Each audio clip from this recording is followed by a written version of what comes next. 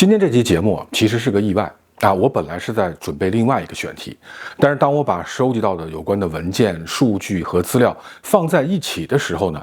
我自己都有点愣住了。有可能是这么回事啊！大家知道，在过去1个月的时间里呢，加拿大这个国家呢，非常有分量的3个声音先后响起，分别是现任总理马克卡尼、前总理斯蒂芬哈珀以及加拿大央行的行长蒂夫麦克勒姆。他们3个人呢，几乎是在我们算同一个时间窗口，但是从3个截然不同的角度，在3个完全不同的场合，但是呢，又不约而同地指向了同一个问题，甚至也给了同一个判断。咱们得注意这3个人的身份和立场。卡尼呢是总理，他也是自由党的掌门人，是那个在达沃斯掀桌子，在北京签下震动北美协议的那个所谓的灰色的现实主义者。咱们之前曾经有2期节目呢，详细的聊过他最近的这些举措。那么哈珀呢是前总理，但他更是保守党的精神图腾，他是那个开创了加拿大10年保守主义黄金时代的人。在传统的政治光谱里呢，哈珀跟卡尼是站在对立面的两端的，而麦克勒姆呢是央行行长。按理说呢，他应该是那个最中立、最不愿意卷入党派或者政治争论当中的技术看门人。那么这3个人他们的立场呢是天差地别的，他们的受众其实也有很大的差异，他们甚至呢在很多重大问题上的态度几乎应该是南辕北辙。但是就在这2026年的1月到2月，他们却先后发出了同一个信号。什么信号呢？他们都在说加拿大回不去了。这个现象呢，就让我不由得心头一紧，因为在加拿大的政治史上呢，左翼、右翼和技术官僚层同时发出同一个信号，那只能说明一件事：问题已经严重到了所有人都回避不了、不得不面对的地步。当我把这3场讲话仔细拆开，甚至把它们再连起来的时候，发现他们不仅指向同一个判断，而且彼此之间呢构成了一套堪称完整的逻辑闭环。或者换句话说，如果说加拿大是一个病人，那么这3个人其实就是完成了一场跨越政治立场的联合会诊。而更耐人寻味的是他们出场的顺序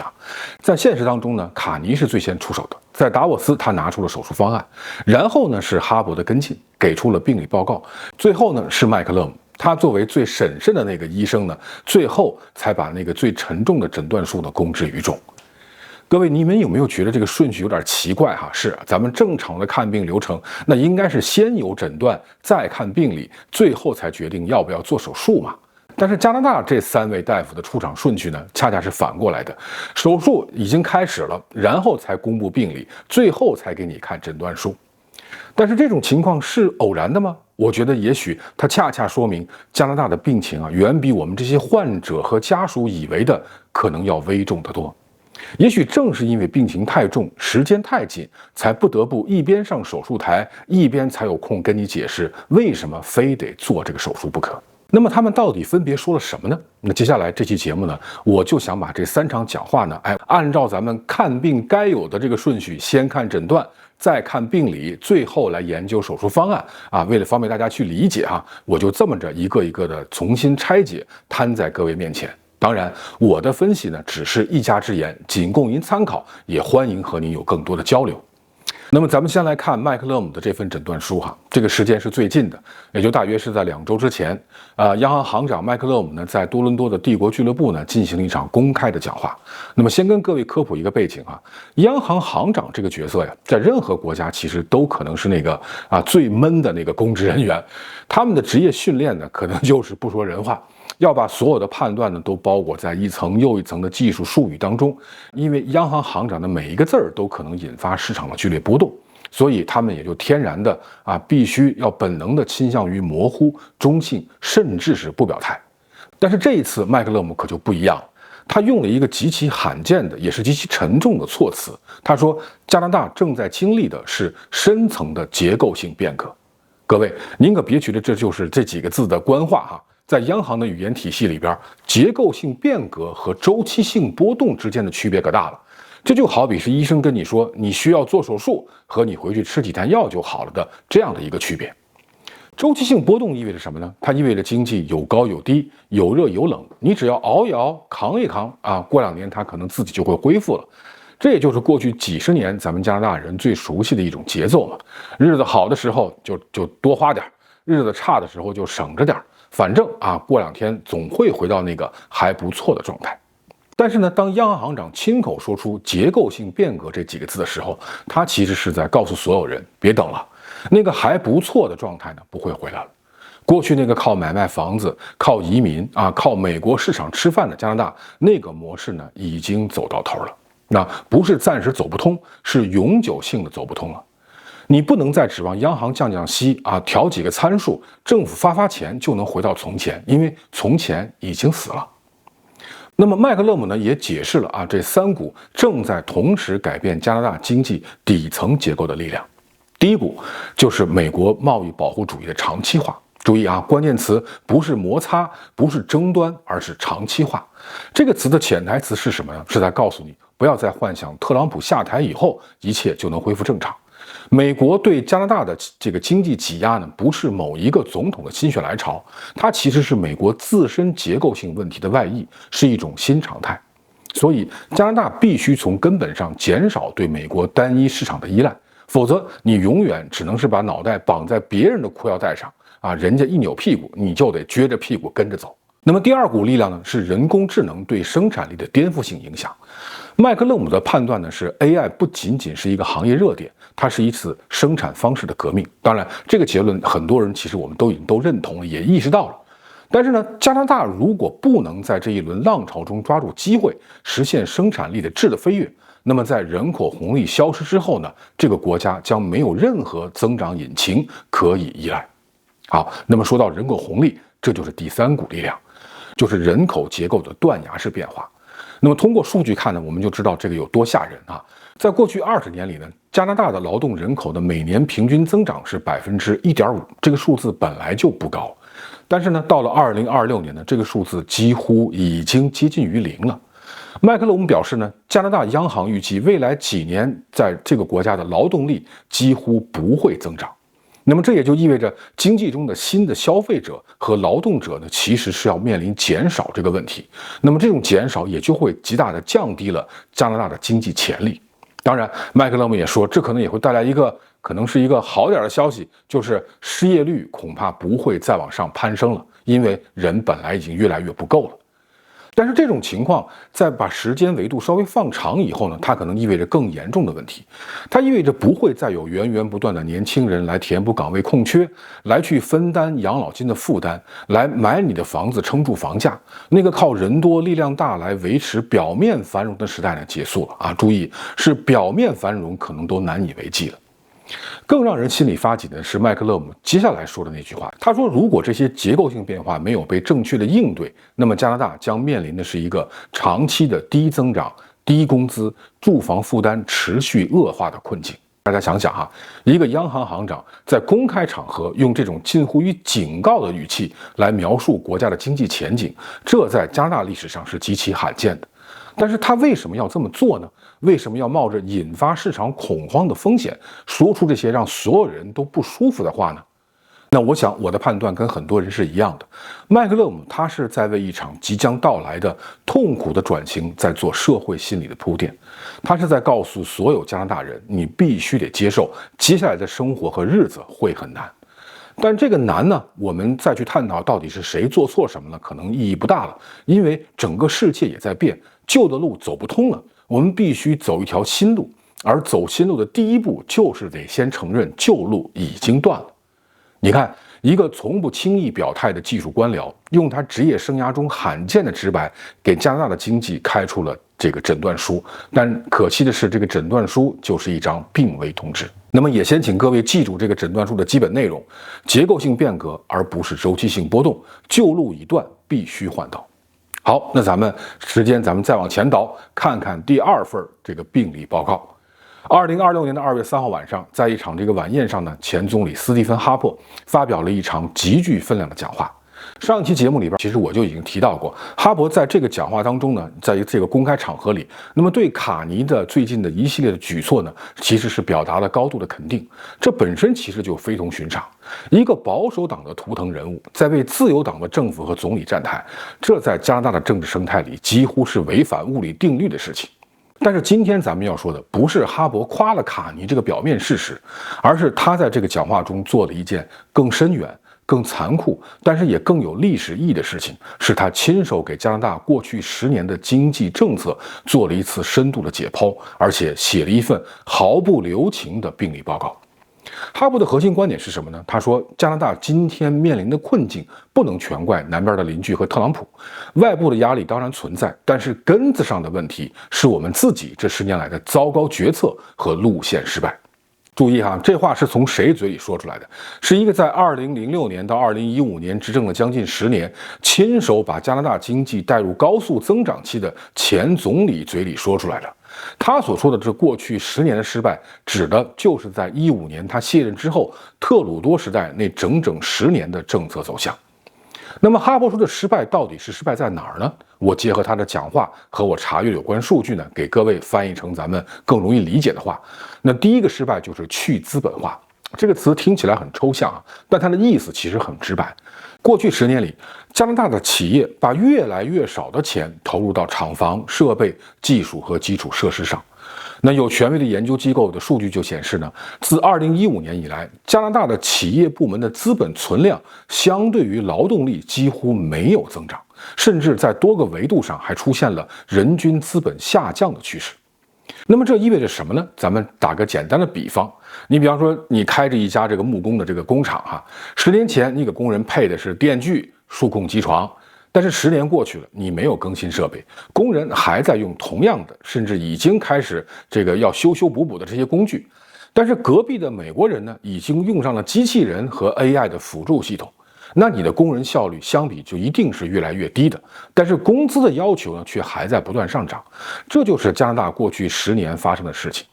工人手里的家伙事儿越来越落后，那生产效率自然也就越来越低，上不去了。第二个失败呢，是监管窒息。哈勃特别点了一个数字，在过去10年中呢，大约有2800亿加币的能源项目被取消或者是搁置了。2800亿啊，这不是一个抽象的天文数字，这意味着本来应该出现在市场上的几万个高薪的工作岗位呢，却活生生的压根儿没有面试的机会。那么这也就意味着本该流入加拿大的全球资本呢，转身只能去了别的国家。那原因是什么？除了这个税收什么以外，更多的是繁琐到令人窒息的审批流程，是政治行动主义对能源产业的严重干扰。像 C69 这样的法案，让任何一个大项目的审批都变成了一场旷日持久的噩梦。请问哪一个资本愿意去冒这个风险呢？那第3个失败是人均 GDP 的持续下滑，这个数据是最直接的打脸啊。那么虽然加拿大的 GDP 总量在过去10年里还维持着表面上的增长，但是如果你把它平摊到每一个人头上，人均 GDP 的预计到2025年就已经是连续第3年在下降了。什么意思呢？意思就是说，这10年里加拿大看起来在增长，但那个增长完全是靠大量引进移民把分母做大了。就是说，蛋糕看起来是大了一些，但是分蛋糕的人增加的更快。所以分到你手里的那一块蛋糕呢，其实一直是在缩水的。你的工资买到的东西越来越少，你的生活水平在下滑。这不是我们个体的这个感觉的差异，这就是事实铁证。所以哈勃把这10年称为加拿大的失落的10年，我觉得这个判断呢一点都不夸张。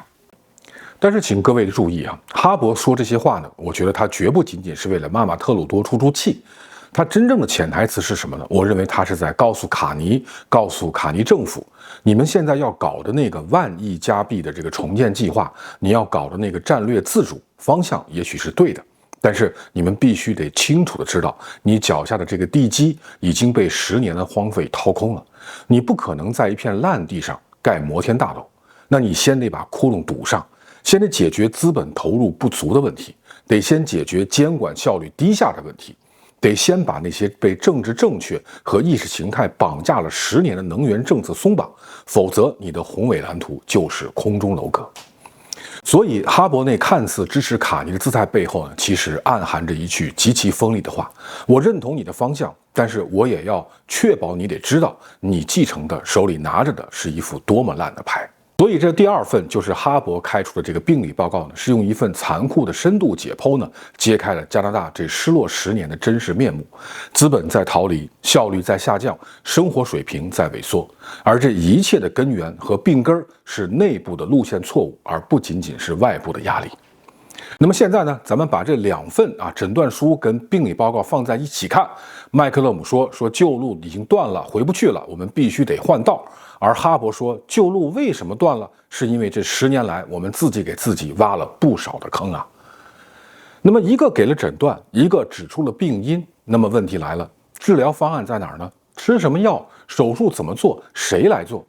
那么这就要说到1个月前那个卡尼震动全球的达沃斯演讲了。咱们继续往回倒。那么关于卡尼的这场演讲呢，我在前2期节目里边已经做了非常详细的拆解关于他是怎么借用哈维尔的这个隐喻来宣告旧秩序之死，和他这个如何用精确的鲁莽来倒逼内部团结，这些内容呢我就不再重复了没有看过的朋友可以去翻一翻前面那2期节目。但是今天呢，我们得从一个全新的角度来分析这个演讲，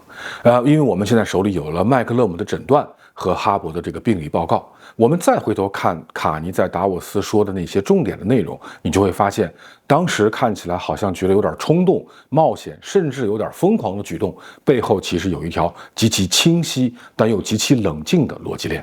既然经济旧结构已经坍塌了这是麦克勒姆确认的；既然过去10年的政策路线已经把地基给掏空了，这是哈勃确认的。那么再修修补补就已经没有意义，也来不及了，必须推倒重来。那么推倒重来的核心，卡尼用了3个转向。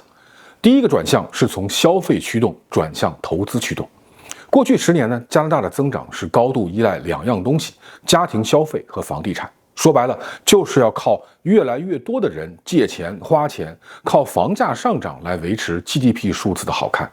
但是卡尼的万亿加币重建计划要做的，就是要把这些资源呢，从这种虚胖的领域里边抽出来，灌到真正能够创造生产力的地方去。比方说 AI 的主权云、国防工业、关键的矿产走廊、高铁路网、能源基础设施等等等等。这不是在给经济做美容，而是要给这个加拿大经济呢换一副骨架。第二个转向呢，是从依赖美国转向多元化出口。哈勃批评了加拿大对美国单一市场的过度依赖，而卡尼呢也正在用行动来纠正这个错误。衡山管道的扩建效应正在释放 ，LNG 项目呢也正在推进。加拿大的石油、天然气和能源产品开始大规模的向全球，尤其是亚洲市场在出口。当然，这不是一朝一夕能完成的事情，但是方向已经非常明确了。通过多元化来打破过去那种从属的关系。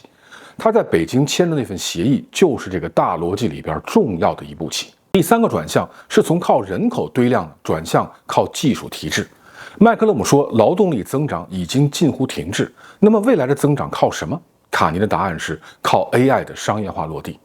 加拿大是全球第1个发布国家 AI 战略的国家，加拿大也拥有世界一流的 AI 的研究集群。但是问题在于，有顶尖的实验室，却缺乏把技术变成产品的能力。那么研发支出呢，也仅仅占 GDP 1.7%，远远低于发达国家的平均水平。所以卡尼就推出了一系列措施，从税收优惠到专项资助，他试图要打通从实验室到车间到市场的最后几公里。那么更重要的是呢，卡尼还做了一件事情是通过这个建设加拿大法案，创建了主要项目的办公室把重大的国家层面的项目的审批呢，从以前动不动就拖10年的这种噩梦呢，压缩到1个项目1次审批2年之内就能完成。那么这也直接回应了哈勃对于监管窒息这一点的批判。那各位，您看到这儿是不是也跟我有一样的这个感觉？他们3个人似乎是在同一个精确的逻辑框架里行动的。麦克勒姆是告诉我们说病很重，必须动手术。那么哈勃是告诉大家说病根在这儿，这儿还有这儿。然后卡尼说好，咱们上手术台。你看，虽然是3个人3场演讲，但是共同构成了一次跨越左右阵营的联合会诊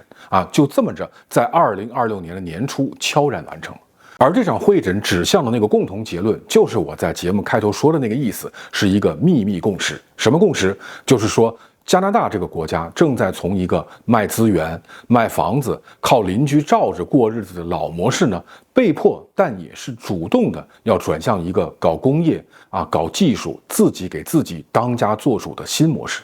那么用更简练的话来总结，就是说加拿大正在经历一场被动去泡沫化之后的主动再工业化，这就是那个秘密共识。那么之所以说它是秘密的，不是因为没人说过，而是因为在党派争吵的这个噪音当中，在你我每天忙于生计的焦虑当中，在媒体铺天盖地的碎片化的报道当中，很少有人把这3个声音放在一起去听。卡尼达沃斯的演讲被当作了外交事件来报道，哈勃的讲话呢也被当作是党派内斗缓解来去解读，而麦克勒姆的警告呢也被很多人认为是枯燥的央行例行公事来去忽略了。但是当我们把它真的放在一起去研究的时候，你可能就能清清楚楚地看到，这不是3个人在各说各话，而是一个国家的这个精英层在用3种不同的语言，从3个不同的维度，在对全体国民在说同一件事，而且是苦口婆心地说：醒醒吧，旧日子真的结束了，但是新日子也正在从废墟里长出来。说到这儿有的朋友可能会说老白，你说这些我大概听明白了，但这些宏观判断，这些什么结构改革，什么再工业化，听起来都是些庙堂之上的大词儿，跟我在这个 Richmond 开餐馆，在万锦做代购，在卡尔加里找工作有什么关系啊？别急，这就是接下来我最想跟各位去分享的。那么在加拿大生活的朋友呢，体感其实都是很相似的通胀让钱包越来越瘪，房价呢从疯涨变成了横盘，甚至开始阴跌。工作呢也越来越难找超市里的这个价签呢也是一天比一天的更刺眼，这些感觉都不是我们的错觉，这是事实。这是10年慢性失血的后遗症，也是转型手术刚刚开始时候呢必须要经历的阵痛。但是今天这3份报告摆在面前，就告诉我们一件事，方向定了。这不是某一个政客的一厢情愿，这是左翼总理、右翼前总理和技术官僚、央行行长共同确认的方向。在加拿大政治生态里这种级别的共识几十年才出一次上一次估计还是2战之后的事情。那么这个方向意味着什么呢？意味着加拿大未来的财富增长点不在你手里那个房子的涨跌，也不在移民红利还能不能延续，而是在一批正在被重新激活的产业带里，在阿尔伯塔的能源和碳捕获的项目里，在安大略的电池产业和汽车车间里，那么在 BC 省连接亚太市场的出口枢纽上，以及正在遍布加拿大全国的 AI 的商业浪潮里。那么这些名词听起来很远，但它跟你我的关系其实比我们想象的要近得多。万亿加币的重建计划要落地，需要什么？需要工程师，需要技术工人，需要项目管理者，需要供应链上的每一个环节。那么能源出口要从美国转向亚洲，非美贸易在未来10年要翻1倍。那么这些需要什么？需要懂得中英双语的贸易人才，需要熟悉亚太商业市场和规则的中间人，需要跨国的物流和金融服务的支撑。那么同样 AI 要从实验室里走向市场，需要什么？需要的是大批的能把技术翻译成制作成产品的应用型的人才，而不仅仅是象牙塔里的那些论文。那么具体到我们这些在加拿大生活的华人群体来说，如果您还把您全部的身家压在房地产上，还在等着房价能回到2021年的巅峰来解套，那我就得劝您得认真想一想，那个靠房子升值就能躺赢的时代是不会回来了。这不是我的危言耸听这是央行行长亲口说的，这结构性变革这5个字背后的真实含义。但是反过来，如果您能读懂这次转型的方向，把自己的职业规划、投资方向，甚至孩子的教育赛道，跟再工业化的这个大趋势、大的这个方向去对齐，您也许就会发现，机会不是在消失，而是在换一个地方重新长出来。过去10年，加拿大最赚钱的这个故事呢，是房地产和移民的服务。那么未来10年，我相信最赚钱的故事大概率会是能源转型、关键矿产、AI 落地和跨太平洋的贸易。而且呢，我相信新的赚钱的故事可能比旧的故事要更大，而且更持久。那么赛道变了，您的站位就也得跟着变。另外呢，在我的观众当中我知道有不少朋友，要么自己在国内有产业，要么就是密切关注着中国产能出海的动向。当然，最近几年这个关于产能出海这个词儿啊，在国内几乎是已经成了所有这个制造业的企业主们的必修课了。那么，在全球这么多的这个出海的目的地里边，加拿大的这一轮转型到底值不值得关注呢？我的判断是非常值得，而且这个窗口正在打开，但是不会永远敞开着。为什么？因为加拿大现在最缺的东西，恰恰是中国最富裕的东西。其实从刚才的那3个演讲当中啊，我们就能清晰地看出来这个加拿大所暴露出来的短板。那么如果要搞再工业化，但是呢，加拿大企业端的研发投入长期是贫血的，那么占 GDP 呢才1%多，远远低于发达国家平均水平。是加拿大有世界顶尖的 AI 实验室，但是缺乏把技术从论文变成产品，从原型变成量产的执行力和产业链。它要搞能源基础设施的建设，但是过去10年2800亿的项目被搁置，建设效率又低得让人崩溃。那么它要搞清洁能源转型，但是呢，在光伏、储能、电动汽车产业链这些领域呢，跟中国的差距不是一星半点，而是数量级的。但我们也知道一句话，有差就有能。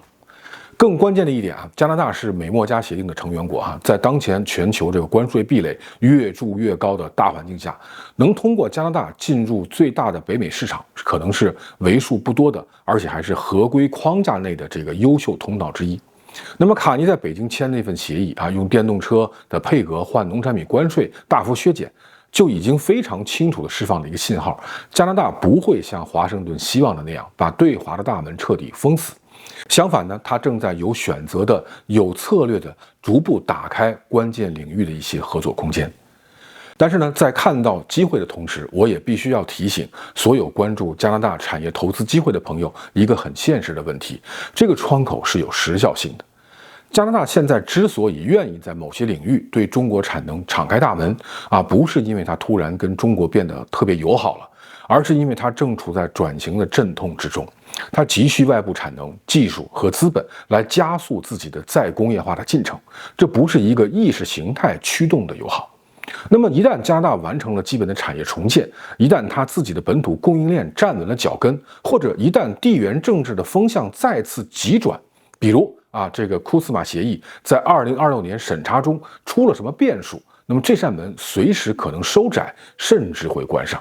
所以对于那些正在认真考虑出海方向的中国企业家朋友们来说，现在恰恰是跟加拿大谈合作条件最有利的时候。不是因为加拿大多么慷慨，而是因为他正在最需要帮助的阶段。一个正在做手术的病人，对于能帮他加速康复的合作者一定是最开放的。但是等他站起来了，谈判的天平也许就不一样了。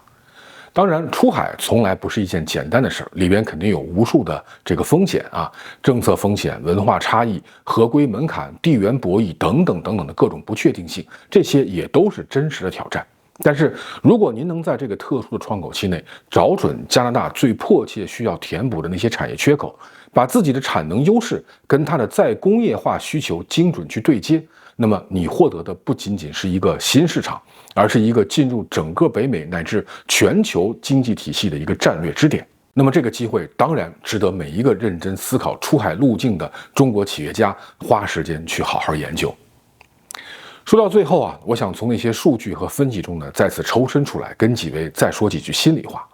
在做这期节目的过程当中我反反复复地阅读这3场讲话的原文和相关的研究报告。说实话，有好几个时候我是很沉重的。那些数字人均 GDP 连续3年下滑，2800亿的能源项目被搁置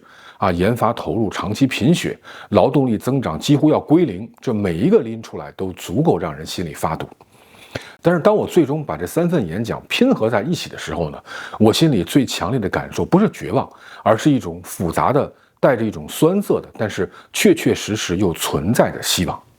因为比起过去那些年，比起那种温水煮青蛙似的，谁都知道有问题，但是谁都装作看不见的沉沦，我宁愿看到今天这种把伤口撕开给所有人看的，有点残酷，但的确是一份清醒。哈勃说出病根，他也需要勇气，因为这也等于承认了保守党这10年也没有能够力挽狂澜。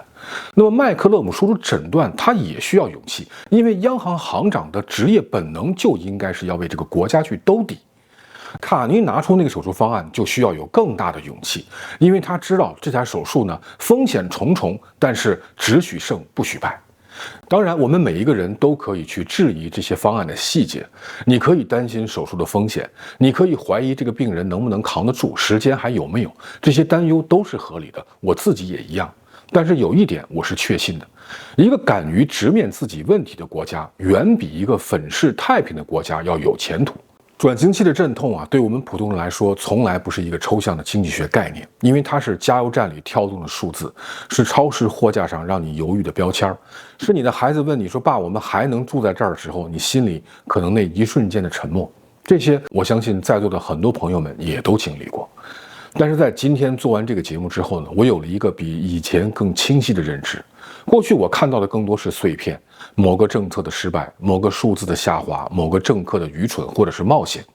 但是今天把这3个演讲连在一起的时候呢，我看到了一幅完整的画面，我看到了一个笨拙的、缓慢的，甚至更多时候让人恨铁不成钢的国家呢，正在做一件他从来没做过的事儿。他在学着给自己动手术，他在学着不再依赖任何人，他在学着自己给自己当家做主。我之前的节目里曾经说过一句话哈，加拿大就是从这个世界的裂缝里迸发出来的光芒。今天在做完这期研究之后呢，我想把这句话呢说得更完整一些。那道光不是因为加拿大有多强大，而是因为它有一种笨拙但是坚韧的诚实。他没有假装自己没有病，他也没有对着镜子说我很好，我很棒。他让3个立场截然不同的人，在1个月时间里边，当着全世界，当着全体国民的面，把那些最不好听的真话说了出来。这条路注定不平坦，前面一定还有坑，还有弯，还有让人想骂娘的时候，但至少方向是明确的，共识是真实的，而最重要的是，这个国家终于不再活在谎言里了。道路曲折，但是我愿意相信前途一定是光明的。好，感谢大家花这么长时间听我唠叨这些。如果这期节目能让您对加拿大正在发生的事情多了一份理解，或者对自己的未来的选择多了一个参考维度，那我就没有白忙活。好，感谢各位收看，咱们下期接着聊。